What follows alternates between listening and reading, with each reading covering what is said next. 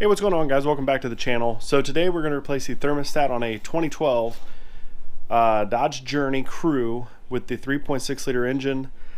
This process is going to be pretty much the same for any 2009 to 2018 Dodge Journey that has the 3.6 V6 engine.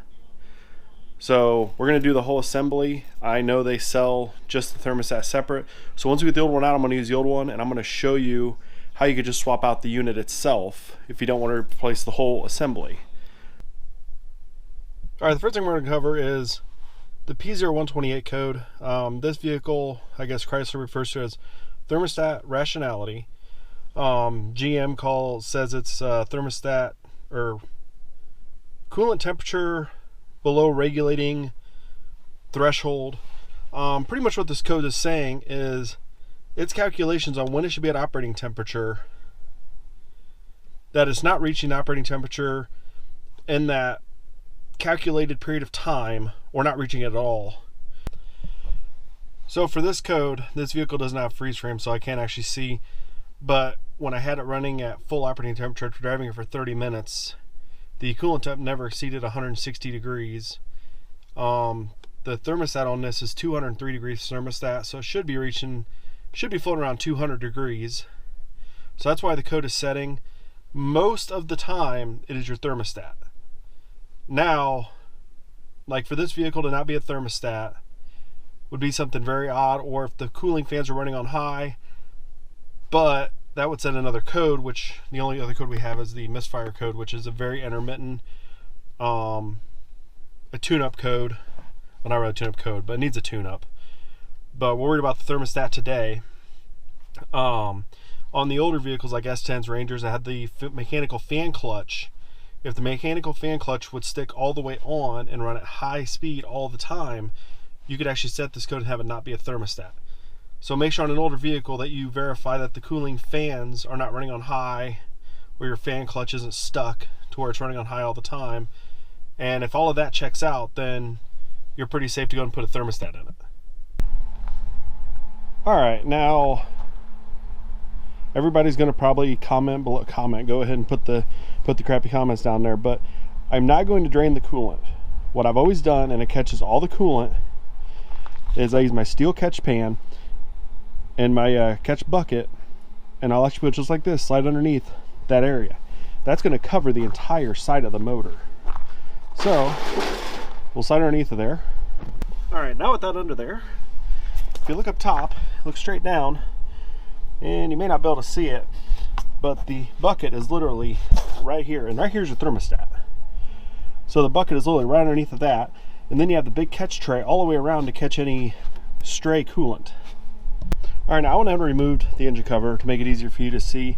You could technically do it with this on. I kind of tried to reposition the reservoir a little bit so I can get the camera to hopefully get a good angle. So the first thing you're going to want to do is compress this clamp, pull the clamp back off the hose, and we'll take the hose off of the end of the thermostat housing and let that coolant drain down into the pan. All right, got the clamp back. Now right there, that hose does not want to move. So in the Subaru videos, I showed you how to release a hose that was stuck like this. Most people would just cut it or do some other crazy stuff. Actually, if you take a pair of pliers, you can grab the hose and twist it side to side. It breaks whatever's holding it. Now, slide it off.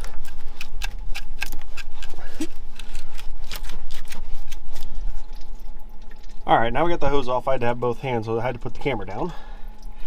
So now once that is off, there's a 10mm bolt right there, and one right underneath that. I'm not gonna be able to get the camera on it because it's actually right by the chassis. But there's two 10mm bolts. You want to take those out. All right, make sure your hose is tucked out of the way, and for that bottom bolt, just use a short 1/4 inch socket and a extension, or not extension, a ratchet, and you can literally get underneath, get on it, and work it out. All right, now we got both the bolts out. Now it's still kind of stuck as a seal, but once you get the bolts out, just kind of start moving it and it'll pop out like so. And then make sure to grab the old seal, and then make sure to clean up this surface. You can just use a little bit of a brake cleaner or whatever you have, or even just a rag. Just clean it off, make sure there's nothing stuck to it that can interfere with the new rubber seal. Alright, now in the beginning I said I would show you how to replace just the thermostat if you wanted to reuse this housing. So it's really simple. It's retained there, and if you look at the housing, there's no groove there, no groove there, groove there. So all you would do is push this down slightly and twist it like so. You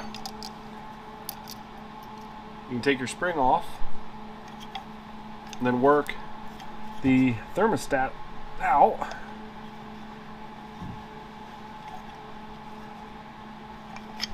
There we go. Just like that. That is your thermostat assembly, and this is your housing. So if you want to put it back together with the new one, you would slide like so, put the spring over, put that back on, and then definitely use two hands. Get it to where the grooves are lined up, and twist it just like that, and it'd be reassembled. Put a new O-ring in there and you could reinstall it. Alright, we got the new thermostat on. The two bolts are torqued to 106 inch-pounds. We got the hose back on, and with the spring clamps they get a lot of bad publicity, but if you line them back up to where they've recessed the hose, pretty much put them back in their grooves, they work just fine. So this one is back where it belongs. These are tightened, and we have our spill-free funnel installed on the reservoir. This Lao kit here, I will link that down in the description. So we're going to fill this antifreeze. We can take this out. This is the plug. We're going to fill this up, and then we'll open this bleeder here, let some coolant dribble out of that, close it, and then we're going to fire it up. Alright, we got coolant in there. Keep filling until it quits taking it, and we're about halfway. Now as we start opening this up, we should hear some air escape.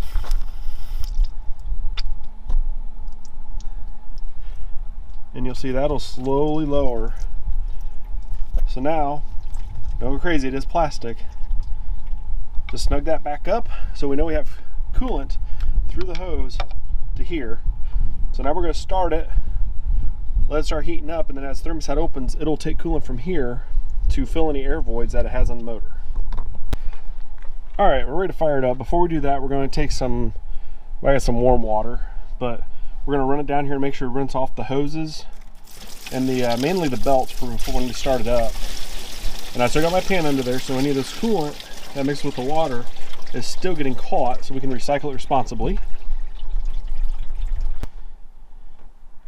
Alright, now we're going to fire it up.